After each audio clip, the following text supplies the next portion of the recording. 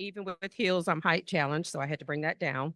Good morning, everyone. Welcome. Thank you for being here. Um, I am Tammy McGriff, Senior Customer Solutions Manager at CSX. And I will pivot for a moment because I really love that hairstyle and I changed it. So don't worry about it. I'm working on a new picture. But I also have the pleasure of serving as Vice Chair of the Nonprofit Center of Northeast Florida on their board.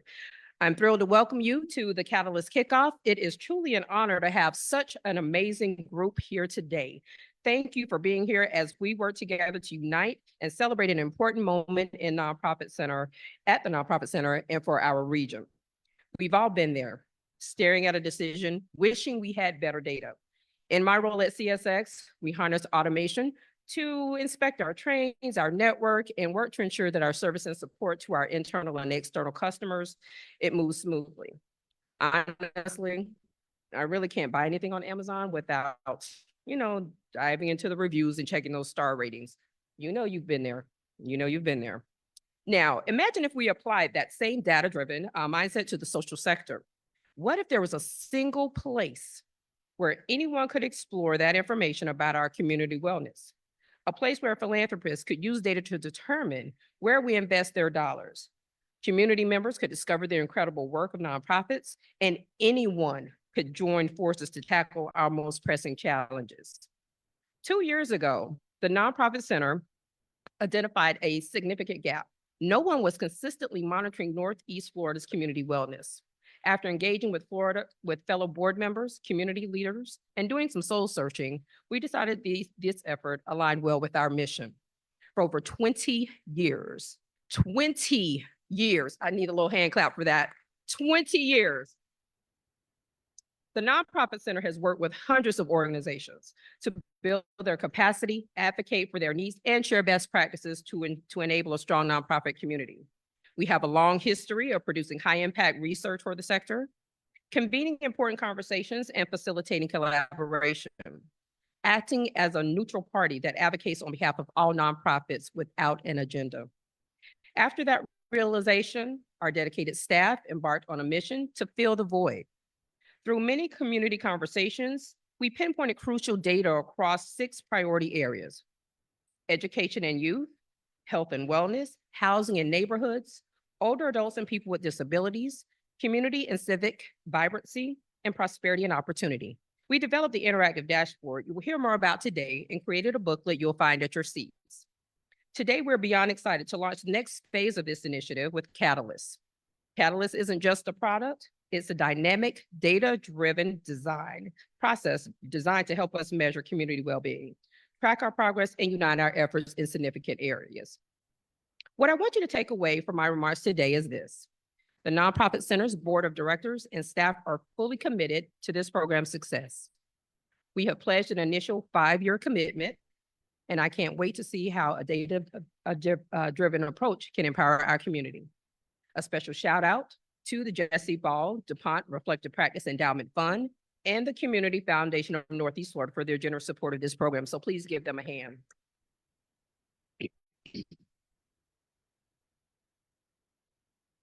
Thank you.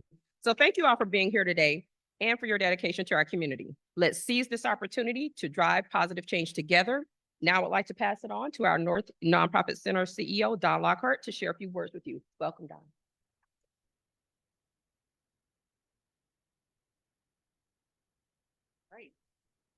Good morning, everyone, and thank you so much, Tammy. I'm just so grateful to see a packed room. I'm really happy you all are eating breakfast, and I'm really pleased to be here. So formally, I'm the CEO of the Nonprofit Center for Northeast Florida, and I'm just really pleased to welcome you here today to the Catalyst Kickoff.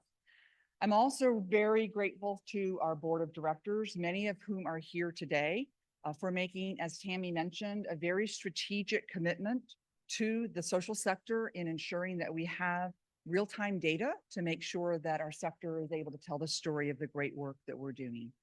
I also want to recognize the Office of Mayor Donna Deegan. Dr. Tracy Polson is here, my friend. We've been working together for quite a while, building the importance of partnerships, and very grateful for you to be here. So over the past 2 years, before I was here, My team really worked with the community-led data forum to build a dashboard that measures the current health of our community. I'm thrilled to share it with you today and invite you to join us in moving Catalyst forward. We all know that we just have too much information at our fingertips.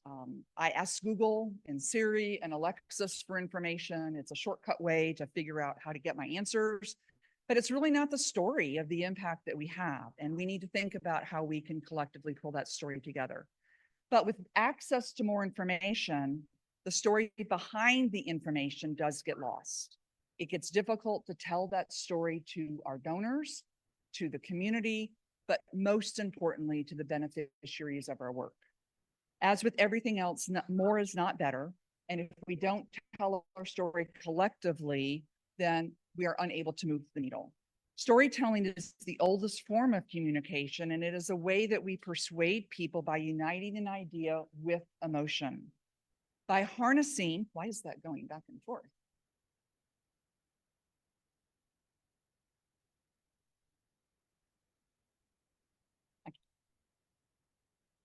Okay. By harnessing the imagination and the principles of a well-told story, people will rise to their feet and be ready for action. All right, now we can click. Here's the why. The beneficiaries of our missions deserve the highest quality of service. Anything less is not equitable.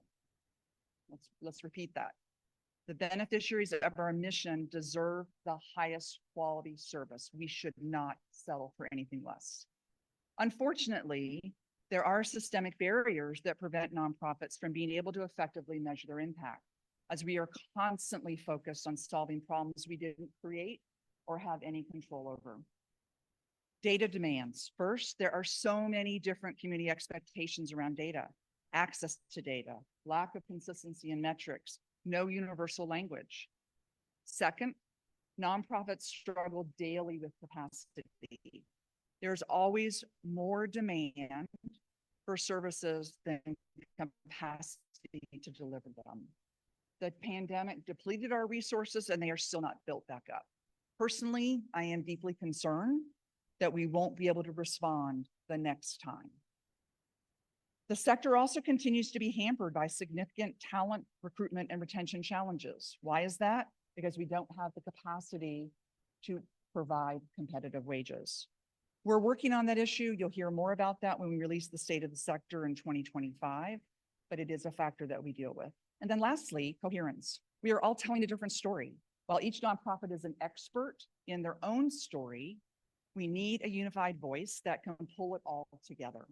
Without a single story that aligns the social sector, we won't have the ability to deliver the impact that we need. So many of you remember engaging with JCCI. I think we probably were in many big rooms just like this. I see many of you that were participating in those meetings.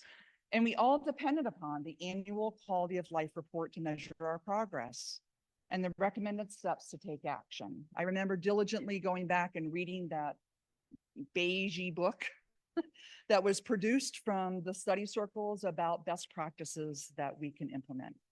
I also remember serving as a transition team that made the decision to close JCCI, and I served on that team with a few friends in this room. But I remember thinking, well, what's next? Well, there's been nothing next for the last 10 years. We haven't had the capacity to pull the data together to share the story of the impact that we've created. How will the social sector continue to work together to build capacity to achieve impact, and what is the role that the nonprofit center should play?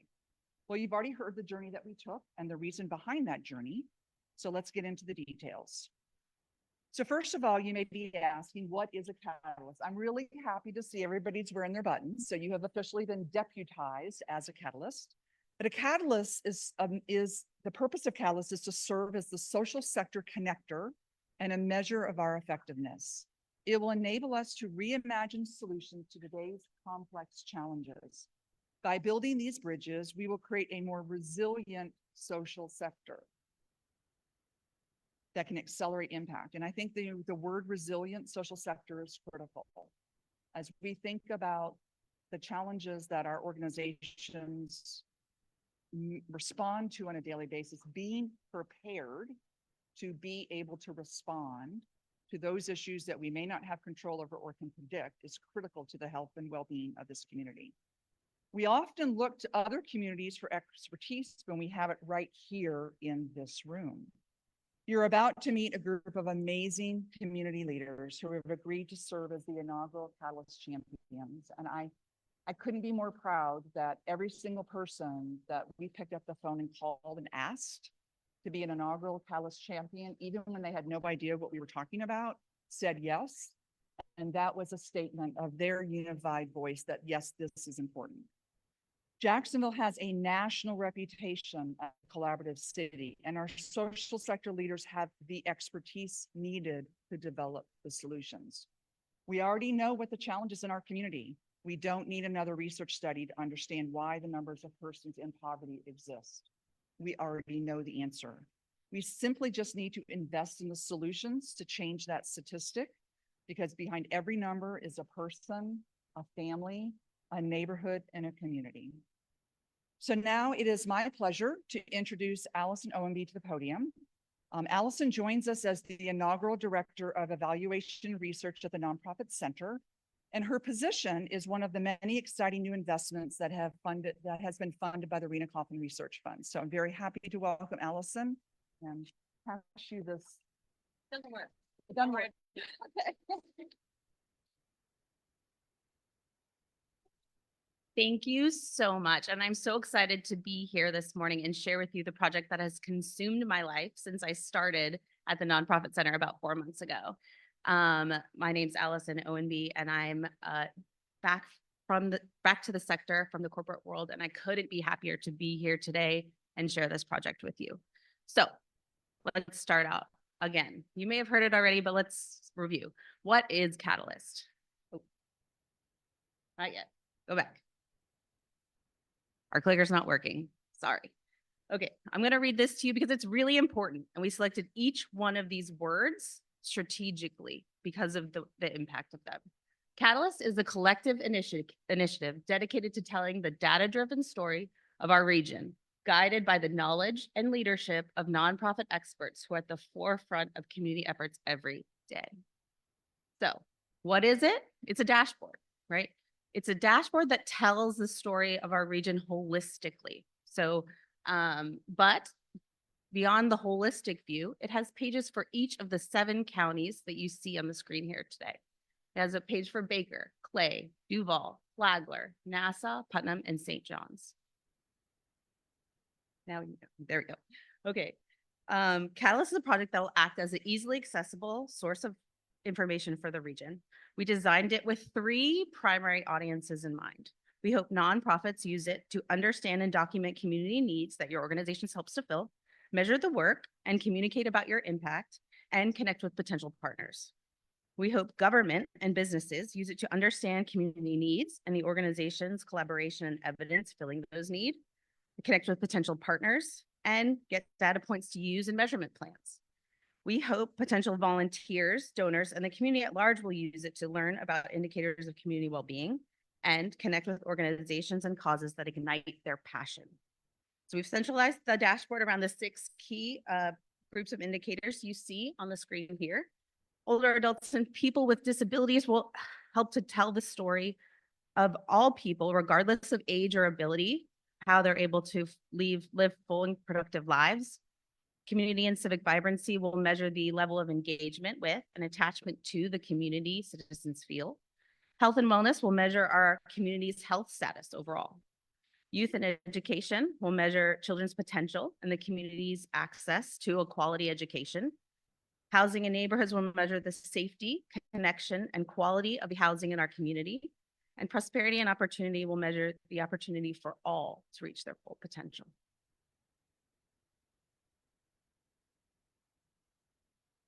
Okay, so I can show you and talk about the dashboard all day, but I want to do a quick demo.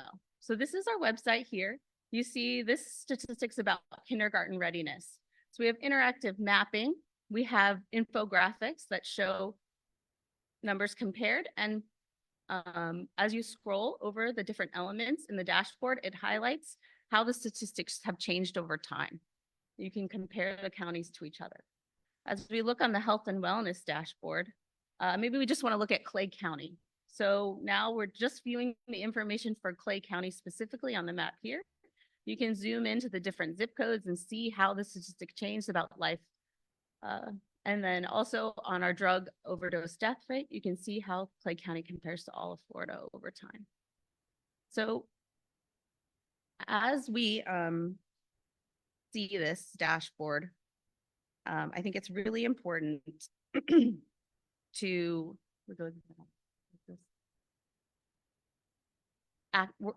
let you know that we're not going to rest on the dashboard. That's not what the nonprofit center does, and that's not what Dawn's vision is. We're going to activate around the dashboard. So we are starting some convenings that we're calling Catalyst convenings. The nonprofit center is known for their convening meetings, but these ones are going to be a little bit different. They're going to focus on the priority areas and more specifically the data. So it's not going to be a group of people that do the same type of job meeting, like CEO convening that we're known for. These will be groups of people working in youth and education, working with community and civic vibrancy that meet to specifically review the data. So I want to share our wonderful chairs who have volunteered to lead this effort over the next year. So we have Tyler Morris and Linda Levin. If you're here, please stand as I read your name. We have Nancy Powell and Diana Donovan, Cindy Funkhauser and Monty Walker, Lonnie Martz and Rachel Fortune, Jenny O'Donnell and Nicole Ham, and David Garfunkel and Carlton Robinson. And so can we please give them a round of applause?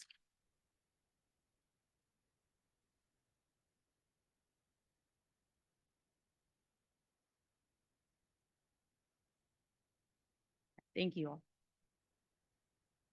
So what are we going to talk about in these convening meetings? You may be asking yourself that. That's what I've asked myself, and a lot of people have asked me as we've gone through this process.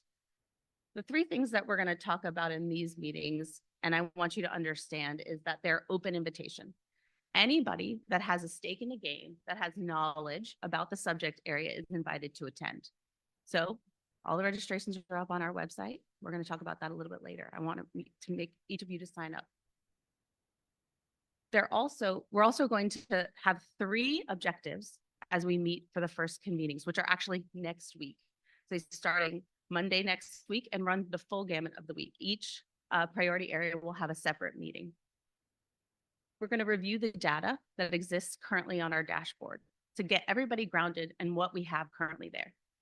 Then we're going to identify gaps. So this is really important, and you're going to help us, the experts in the room, identify what could be missing from the dashboard that we have currently. And then through this process, we hope nonprofits work together and build relationships and become closer and network. This slide is a product of a conversation that I had recently with Jimmy Orth of the Riverkeeper. Now, it's really important, and I want to stress this with everybody in the room today. Is Jimmy here? I don't want to put him on blast, but I'm going to tell the story anyway. Jimmy called me and he said, "Allison, your dashboard's cool, but it doesn't have any information about the environment." And I said, "Jimmy, thank you for calling me and telling me this information. This is exactly the conversation that we need to have over the next year. And that's the goal of our convening sessions." So Jimmy said, "We need to include EPA data." He sent me different resources that have and studies that have been conducted locally around the river. So the conversations that we're going to have in the convenings are going to unearth things like that don't currently exist in our dashboard that we need to include. I am an expert on bringing people together and facilitating conversations. You all are experts in the work that you do, and I need your help to inform our dashboard. Okay. So what are we going to do in a year from now? I know I've alluded to it already, but the first item on our roadmap is today. Yay! We have kicked off and we are ready to go. We were supposed to kick off last month, but the hurricane, whatever. We're good. So in November, which I've already talked about, we're going to host our 6th convening meetings. And we're going to recruit you, the experts, to help us inform our dashboard. Then in January through July of 2025, we're going to continue those convening meetings, and we're going to host 3 total for each issue area throughout 2025 and 2024. We're going to gather additional feedback beyond those meetings through surveys to make sure our dashboard is completely community informed, and revise the content. Then in September of next year, we're going to republish that book that you see right in front of you, as well as our dashboard to have the community buy-in that we need.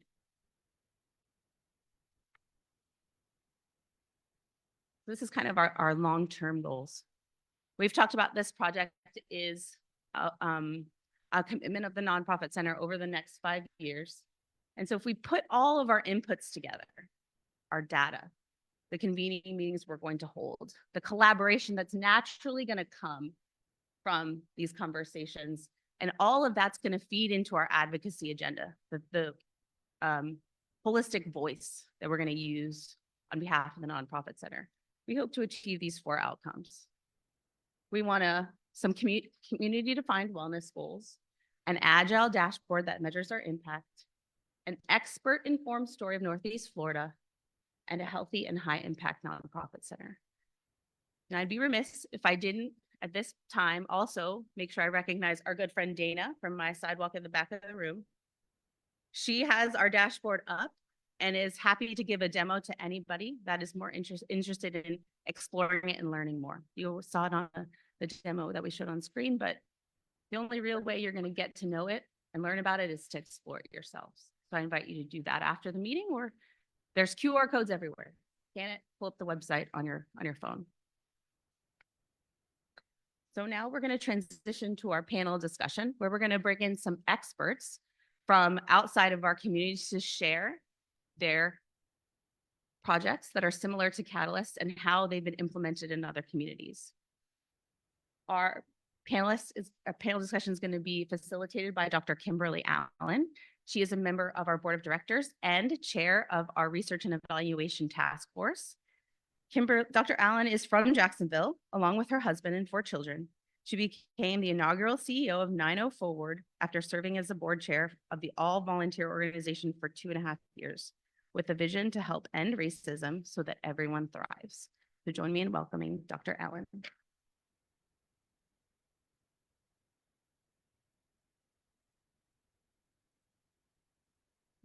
Good morning, everybody. I know y'all can do better than that. If not, I need you to go in the back and grab some coffee because we got to wake up. Good morning, everybody. Oh, that feels a lot better. Okay, we are really excited to have this esteemed panel with us this morning to share how they have used dashboards similar to Catalyst, because we want to see the possibilities. This is new for us. We've sort of been touch and go. And so it's really nice to have a group of folks here who have done something similar and they have seen progress in their communities as a result. And so we are going to jump right in because I don't want to take up all the time. I want to hear from them. So first, let me introduce to you our first panelist, Jessica Lotz. A lifelong Memphian, Jessica Lotz became the executive director of Innovate Memphis in 2022. Innovate Memphis is a nonprofit that researches and incubates civic solutions in the sectors ranging from transportation to parks and public spaces to community development. Her favorite innovation skills include data visualization, program evaluation, and results-based facilitation. And prior to her current role, Jessica worked for Memphis City and Shelby County Schools for 11 years, where she was responsible for scaling up data analytics resources for schools and district leaders, program evaluation, and continuous improvement coaching, and strategic planning, including co-developing the district's previous Destination 2025 plan. She holds a bachelor's degree in sociology and anthropology from Rhodes College and a master's degree in public policy from Duke University. Please welcome Jessica Lotz.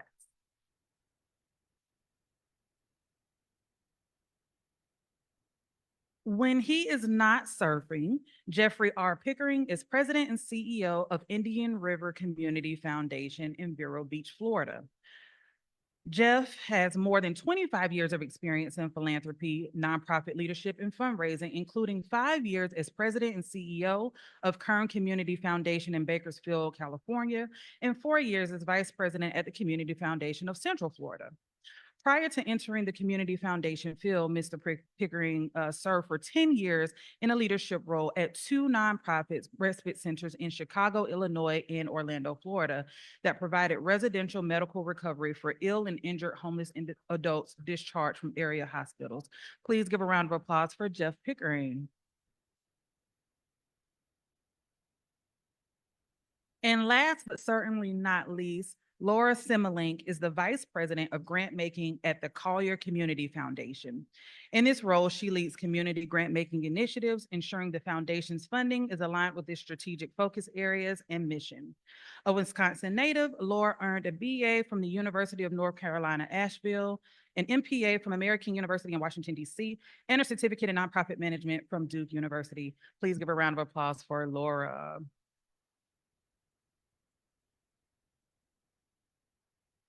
So we're gonna be besties after this, y'all. Just so you know, I love data, so I'm gonna tap y'all a little bit later. But the first question I do want to ask to each of you, we'll go in the order, Jessica, Jeff, and then Laura, is to share the name of your initiative and a little bit about how long it's been in place. All right. Good morning, everybody. Thanks for having me today. Our data work has happened over the course of about 10 years. So we started back in 2015 with newly elected Mayor Strickland at the time for the city. And he wanted to create an Office of Performance Management, which had never been done in the city before. So at that time, we staffed up the team temporarily to build it as a proof of concept. We worked on a mayor's dashboard review meeting where all of the division directors and chiefs would get together monthly and review their KPIs on just key things happening in their division. Pretty soon after that, because it was successful, we were able to take over a data hub that the University of Memphis had been doing for a while called the Memphis Property Hub. With that, it was bringing together parcel level data about properties and lots in town from 12 different data sources, several different agencies. And really the users we had in mind for that were housing and community development directors to be able to, assess the quality of the properties in their area and some of the issues that they could work on. And then we've really just built off of that for the last 2 years to create a new platform called Data Mid-South. And so that's going to be just more comprehensive version of some of those ideas with the Property Hub, being able to go into other types of data sectors like education, public health, economic development. And so our goal with that is to have a centralized searchable repository of raw data files, be able to filter and tag different reports, dashboards, and things that other local organizations are doing. And then we'll also fill the gap with some of the customized reporting that maybe nobody else is covering yet, but we know it's going to have some important insights and reflect the current priorities of the community. Awesome. Thank you so much. Jeff. Hi there.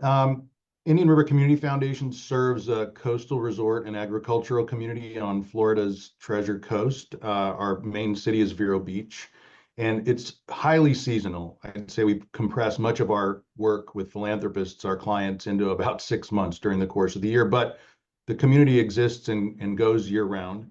Our initiative is called Indian River Indicators, and we launched it following a comprehensive community needs assessment that was conducted in 2019.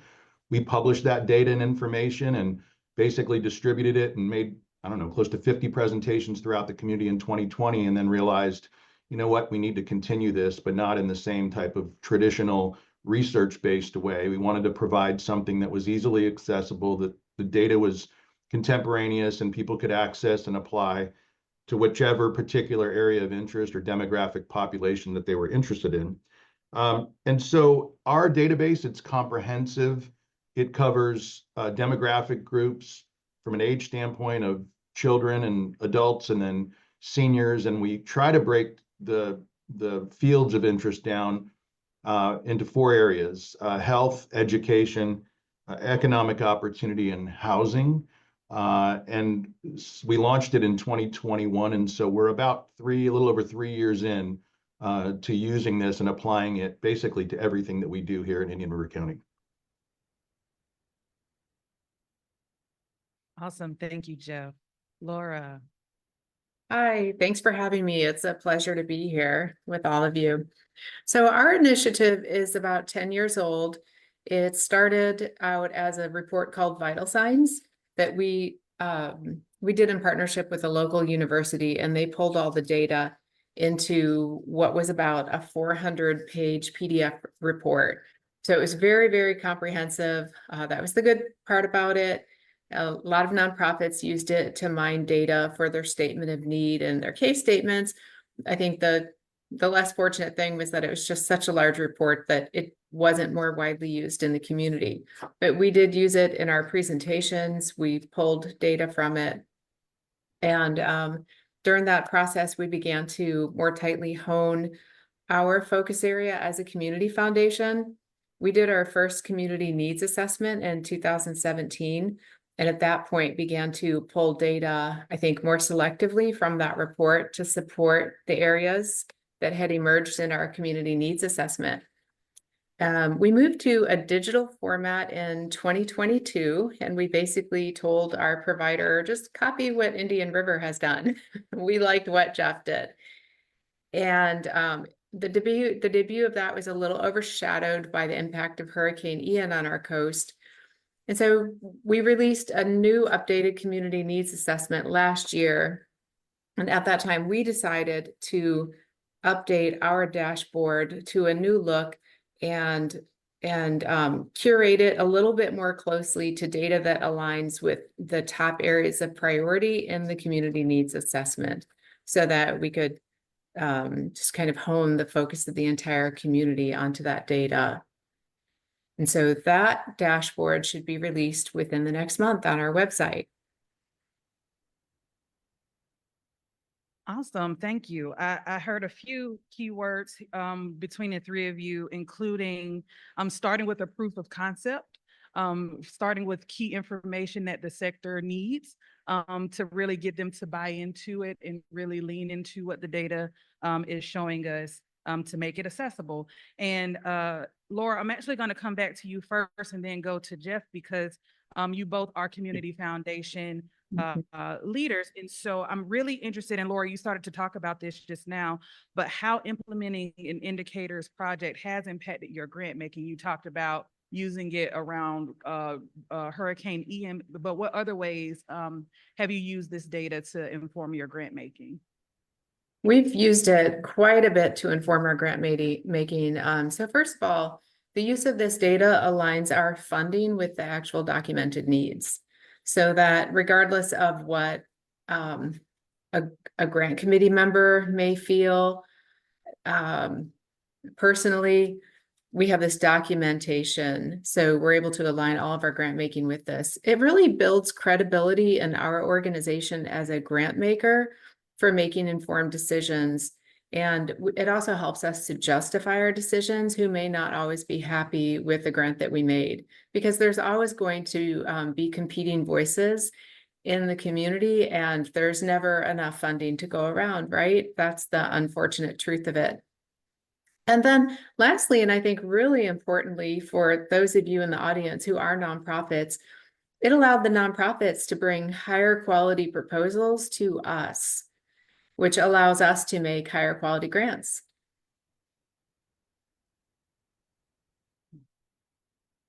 Awesome. Thank you, Laura. Jeff, what about you? How are you using your dashboard and indicators project to inform your grant making?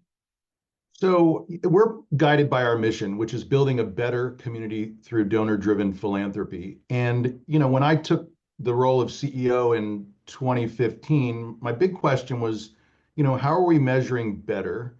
And how are we making sure that the donor-driven part of our mission is being served? So most of our grants come from donor-advised funds. We gave away about $22 million in grants last year. And I would say 20 of it came from donor advised funds. And when we survey our clients, they are satisfied with us if we provide simple services, if we're available to them to help them with whatever their grant making business might be involved with. And then they expect us to be knowledgeable. But at the time, you know, that knowledge was really kind of included in the institutional memory of the few people that were on the team, and it wasn't readily accessible. And that was a problem. It created a bottleneck. On one day, somebody might come in and say, I care deeply about helping children in need get ready for kindergarten. Well, we'd spend, the better part of a morning doing a research presentation for them. And then later on in the afternoon, somebody would come in and say, I care about seniors that are hungry. And just trying to wrap your head around that level of communication of both areas of interest, data and information, it was beyond our small team's capacity. And so by investing in the needs assessment and developing Indian River indicators, it's provided our team, all of us, with a tool to be able to meet clients where they're at, to make observations about the way clients are giving money away, to indicate concentrations where they might be focused and make recommendations. Seems to me that you care a lot about the homeless. You've been funding out of your donor advised account these two charities that are doing good work. Have you considered these two? And the reason why we can bring these other two to the table that they've never given is because they are also data driven. They're using the data and the information from indicators to demonstrate to us that they're delivering results, not so much from what the client has given, but with other dollars that we've given away. So in one way, it's helped us to serve our clients better. On the discretionary grant making side, you can imagine, when you've got $22 million in a year to give away and 2 million of it is discretionary, it's very competitive. And our process for reviewing competitive grant applications involves a committee. And I would say for years, a lot of that decision-making was rather subjective. It was based on the committee members or the foundation staff's knowledge of how well the organization has performed with prior funding or what they might be positioned to do in terms of making a community impact. But when push came to shove, when we had the last, let's say, $500 to give away, and two organizations were side by side, and I like this one and Jane might like this one, we didn't have the ability to look at this objectively and say, well, this particular organization is really focused on a data point that is alleviating the greatest amount of human suffering. The other organization's doing nice things, but this one actually is making more of a human impact. So we're going to go ahead and award the grant to that organization. And then using the data, we could explain to the other charity, it's not that you were doing bad work or that it wasn't meaningful, but when it comes down to it, the organization that received the grant is able to demonstrate, aligned with an indicator, its ability to do something that is, essentially of higher value for the discretionary dollars we give away. And so ultimately, it's provided the meat on the bones of our mission statement, and it allows us to really stand behind that mission and demonstrate that we're actually, living the mission as it's stated. Thank you, Jeff. I really like the meat on the bones analogy. The being able to make some of those objective recommendations based on that data, ensuring that there is alignment, and it helped build and extend the capacity of both your staff in terms of being able to make recommendations to your donors, but also it extends capacity of nonprofit organizations to be able to submit high quality grants and to monitor and to track the progress that they're making to help you make those decisions. So I appreciate that. Jessica, it's really interesting that Innovate Memphis actually started as part of the city of Memphis. Can you tell us why it was important for you to become a separate nonprofit organization, and what are some of the benefits of having some of that separation? Sure. So a little about our history is Innovate started out in 2011. We were one of the first 5 cities across the country to have a Bloomberg Philanthropies funded innovation team. So one of the first true innovation teams that now many major cities have. And the first 4 years were really successful. There was a lot of big wins and public recognition of the good work and using this new innovation research and development type of approach to rethinking government. So in 2015, our original grant with Bloomberg ended and we had a new mayor elected, Mayor Strickland, who was very supportive of the work. And a lot of our local philanthropies also took notice and really wanted it to continue. So their thinking was, and I love that this happens because sometimes it's counterintuitive to what we think, but in these great conditions where we know this new mayor is supportive and we know we've got some local funding to help continue this. This is the perfect time for us to become an independent nonprofit while it's a very supportive environment. So that way we're not at the whims of whoever gets elected next on whether this great work can continue. So everybody collectively decided at that time to help us create an independent nonprofit so that way we could continue to do this in any kind of political environment. Now, we're very lucky because since that time, we are now working with our third administration and going really strong. And I think it's just the quality of the work and the ability to think a little bit differently about how to do public sector things. So some of the benefits I would highlight, I think especially as data is concerned, being independent can really lend credibility that we're going to be transparent about what we report and how we report it. There's certainly less perception and maybe reality of pressure to support particular political interests or things that might make the city look particularly good or bad. So that's a really helpful thing from a data intermediary standpoint. The other thing, though, that I think this applies to both data and the other types of innovation projects that we work on. We've also got some really great convening and collaboration power because we're a third party. So we can now bring together city government. We also have a local municipal county government, health department, school district, other nonprofits that all operate, somewhat independently of each other. So I love that most of the time we're trying to incubate really great ideas and then try to give somebody else to adopt and raise the baby at that point instead of us continuing to do it only on our own. So that's another thing that ends up being a benefit. I know, especially since we've got some community foundation types of folks here, we don't want to be in the nonprofit Hunger Games of everybody's trying to do the same service and take over each other's territory. So when we have that position and people know we're not trying to permanently take over their work, it just helps us build more trust as a facilitator, and we can broker better partnerships between other people that might not come to the table otherwise. The supportive environment is certainly one that makes a lot of sense. The idea that partnership is good, but independence just gives you a lot more flexibility, freedom, the ability to convene and be transparent in a lot of different ways. So I appreciate that. Jeff, your initiative started in 2019 with the Community Health Needs Assessment. How did that process influence your Indian Rivers indicators, and how has the project evolved since 2019? Well, it's a good question. And going back to the origins of it, for about 10 years prior, the county government and its Children's Services Department and also our health department had been operating under a mandate to do a comprehensive community needs assessment, or at least one focused on the areas of interest of health and children particularly.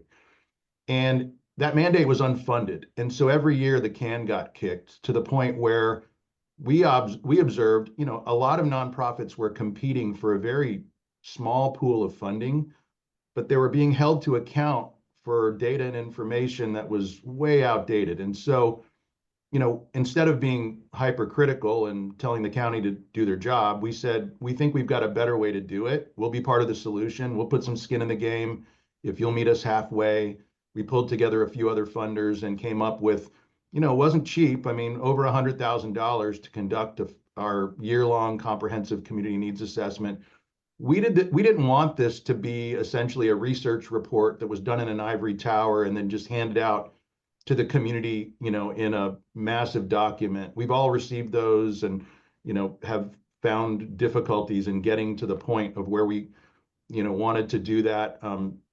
The prior needs assessment, I think if it was 100 pages, 50 pages was reports on sexually transmitted diseases. And so a little bit out of balance in terms of the other needs in the community. And we thought we could do a better job. So being comprehensive was our focus. We wanted to make sure it covered the entire community and really all the areas of interest that rose to the top of community needs.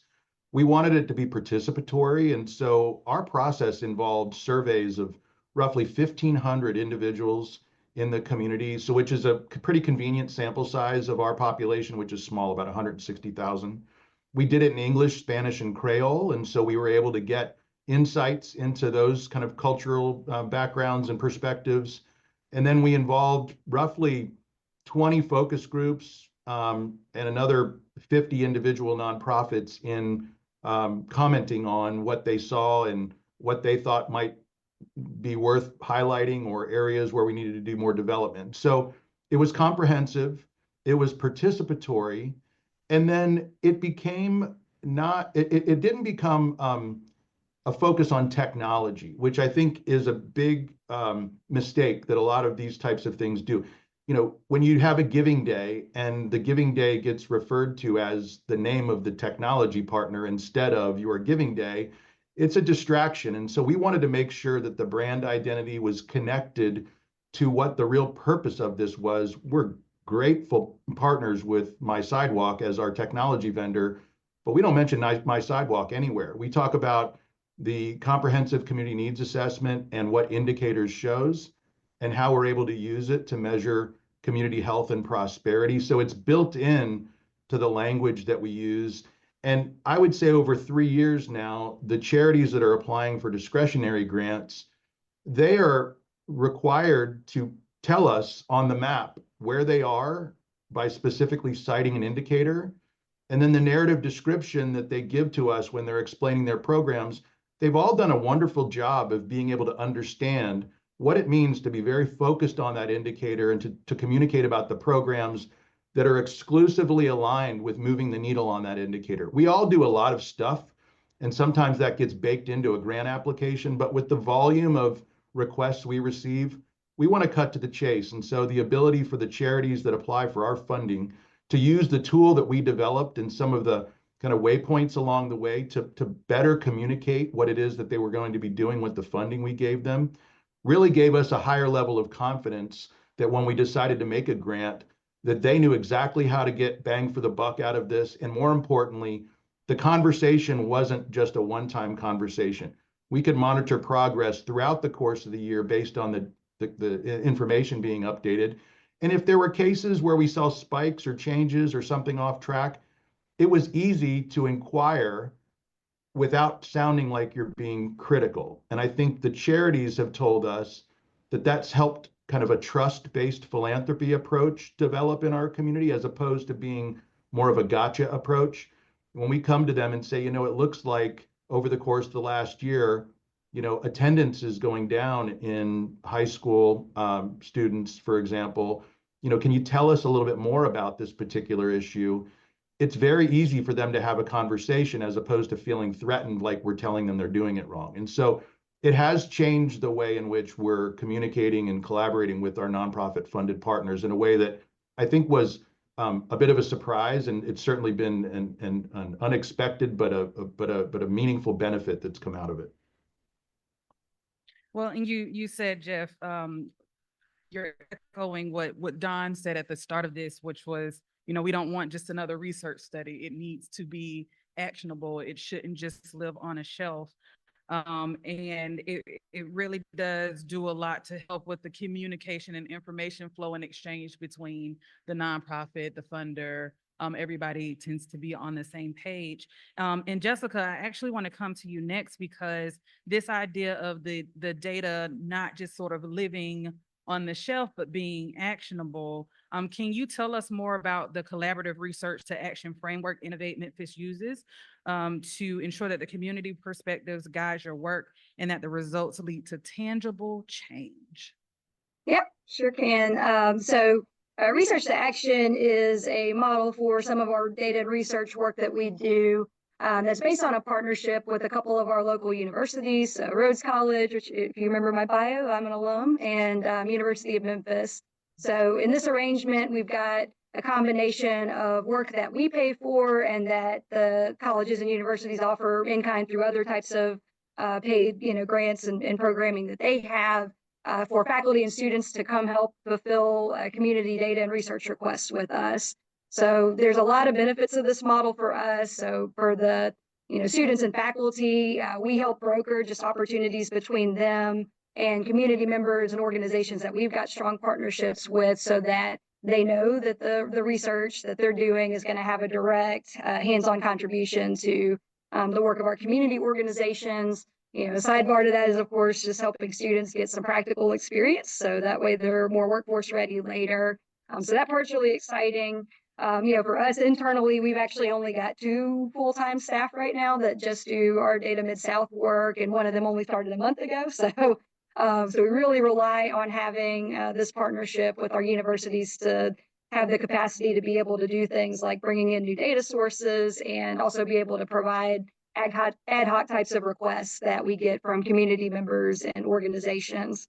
The other part of that, this is a little bit of business, but I promise it has a community impact, is that when we've got this model and we've got all this extra capacity and also content expertise, right? Because a lot of our faculty will know about particular civic issues that we want to highlight. It allows us to take on more revenue generating projects through grants that are about delivering a certain type of research or report, or service contracts even that we'll do with public agencies and nonprofits that are able to pay for that. So when we do all of that, it actually gives us more slack to do unpaid types of requests, so that money is not the reason that we can't deliver on some of the really great ideas that community members and smaller upstart types of community organizations may not be able to pay for, or they don't have full-time data analyst type of staff that can help them with those.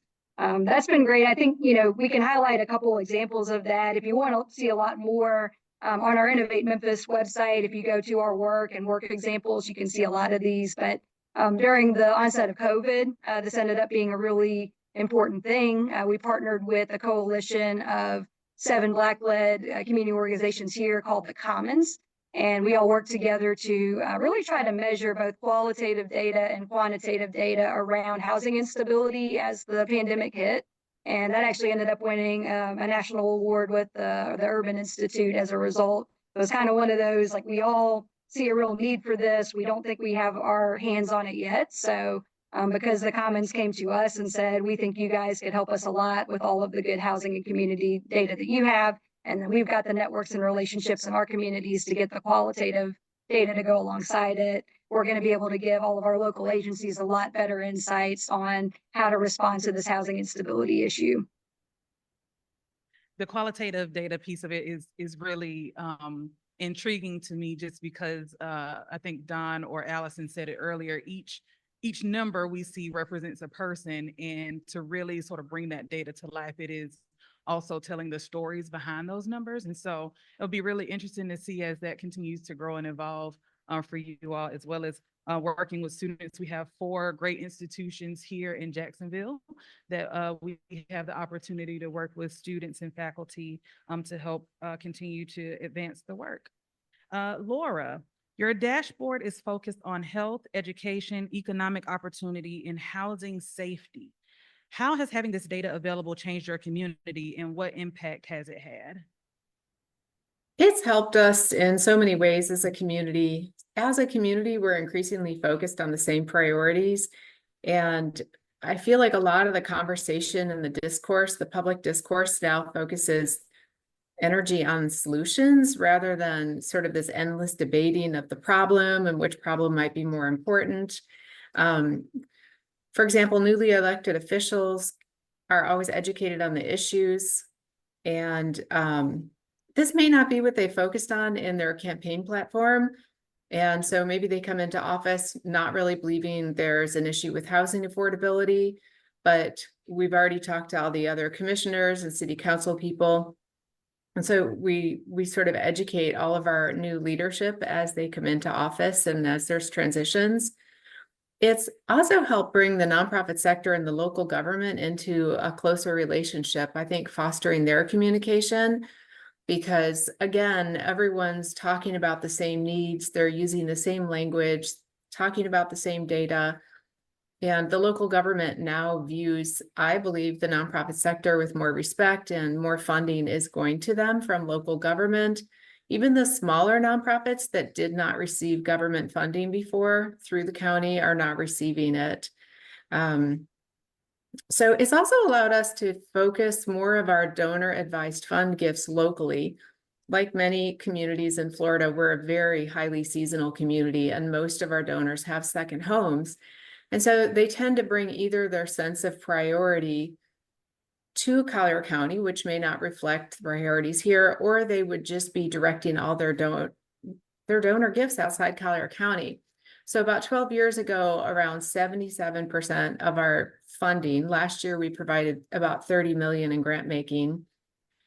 So 12 years ago, 77% of that was leaving Collier County, and now about 77 to 80% of it is staying within Collier County.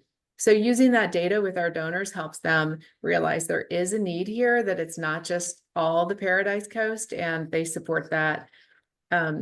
Less formal funding groups. I don't know about your community, but here we have lots and lots of civic groups, women's groups, country clubs that have fundraisers and invest millions and millions into the community. So now they're also making informed decisions and using data to drive their funding. So basically just everyone using the same data and having the same conversations really builds the public will. And that is really grassroots advocacy, right?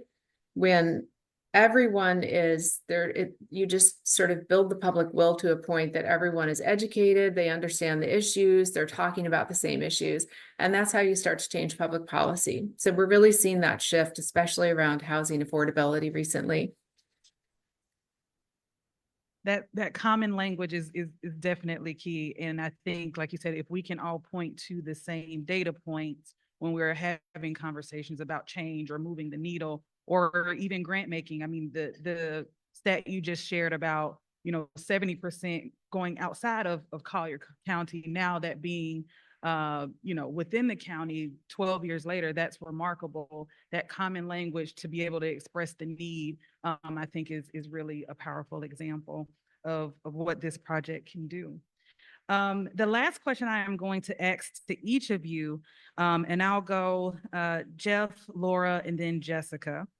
Looking back at each one of your projects, what advice would you give to the nonprofit center and everybody else in the audience today, since we're just getting started? How has the community been receptive to that data as well?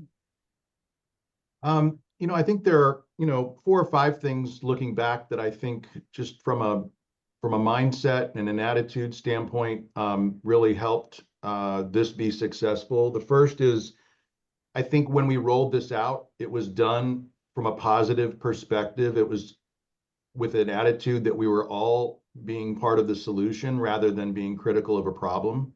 And I think that helped a lot of the nonprofits in the room, maybe some of those who've never received funding from either a government entity or a private foundation or a community foundation, to feel like they could still show up at the table instead of feeling like they were left out. So I think that positive attitude as we rolled it out and continue with it was important, and being part of the solution and not the problem. Making this inclusive, but with a caveat. I found that the most beneficial collaborators were those who made a commitment to be both engaged in the process, but also made some investment, whether it was their time or their organization's resources to be part of the surveys, or in some cases, some of the foundations or other funders, making sure that if they were at the table and expressing their opinion, that they also came with their pocketbooks.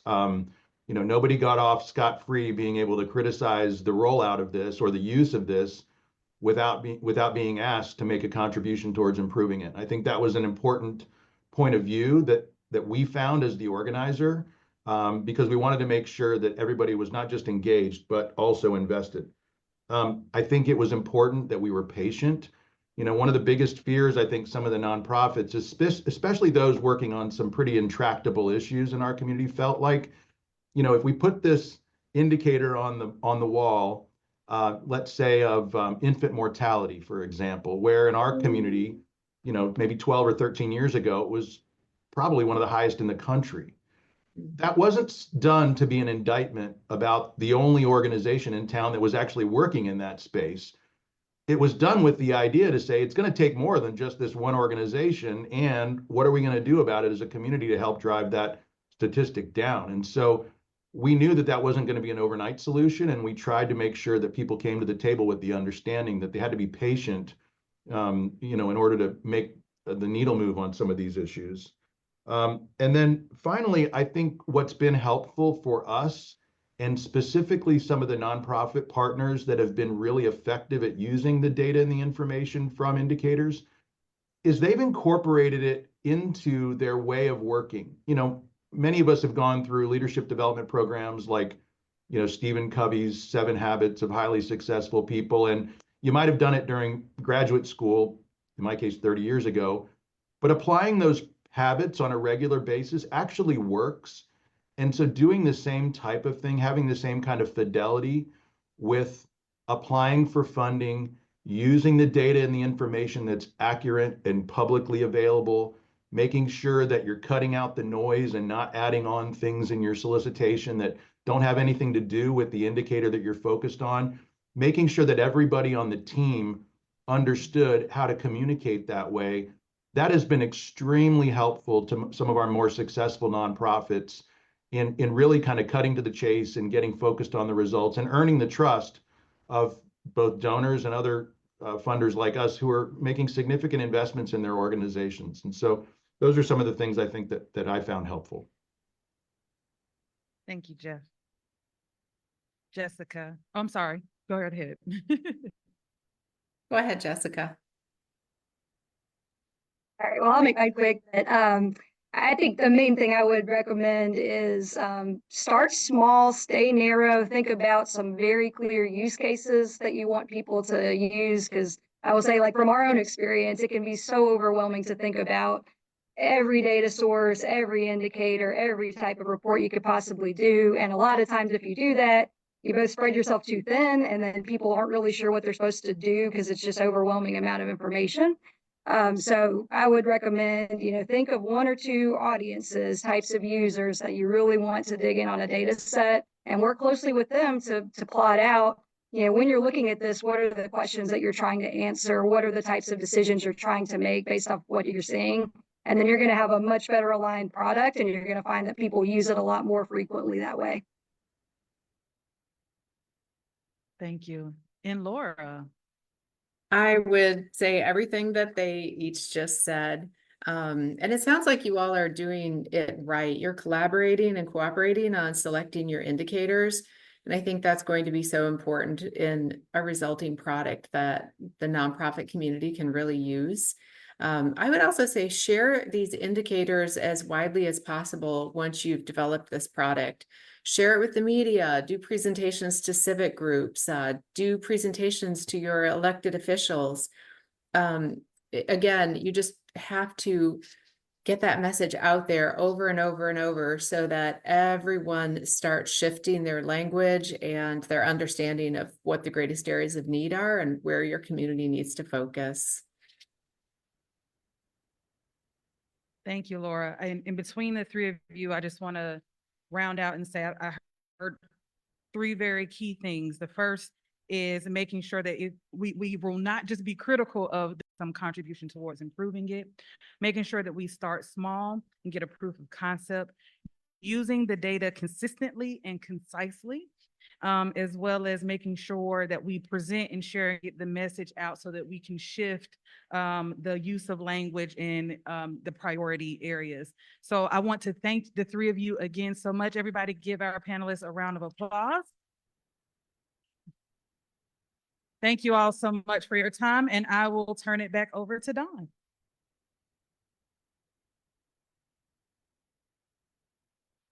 All right. Thank you, Kimberly, Jeffrey, Jessica, and Laura. It is always nice to hear that somebody else has paved the way and we get to learn from their lessons and elevate the work that we're doing. So thank you for being here.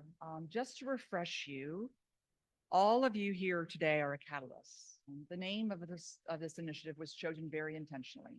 And so as you think about going out into the community today, think about what you do as an individual, what you do as an organization, and how you can activate the messaging that you've learned today about how we come together to ensure that we're creating greater impact. So how can you help? You can share your data sources, you can give us feedback, and then you can join a Catalyst convening. And on your table is a document that shows when those meetings are scheduled for next week. So if you haven't already signed up, we've got lots of people already registered. We're very happy about that. If you miss next week's, don't worry about it. We will be sending information out in our Nuggets initiative, a newsletter, as well as on our website. So you're welcome to join there. In closing, I just have a few special thank yous. First, I would like to recognize my staff who are scattered throughout here. Thank you.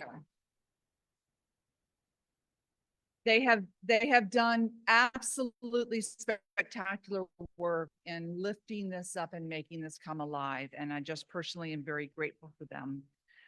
This event would not have been possible without the support of the Jessie Ball DuPont Fund Reflective Practice Endowment Fund at the Community Foundation for Northeast Florida. And lastly, I'm grateful to the private investor who is watching on Facebook Live. You know who you are. That invested in the nonprofit center's development of this initiative. We are very grateful. So next week we're getting started. We're not letting any time go by, and each of you are welcome to participate. Again, this is a marathon. It's not a sprint. You can't make it next week or the time after that. Don't let that stand in your way. We'll continue to be committed to this work. As our board vice chair mentioned, we've made a 5-year commitment to this. We are very committed to building the capacity of the social sector. So I'm confident that you will have some recommendations for what we can do. And before you leave, if you will fill this survey out and give us that information, the survey is on your table. And then lastly, just remember, we are better together, and we have really important work to do in this community. Our community deserves nothing but the best. And how we work together is going to be the key. So thank you so much for being here this morning, and have a great day.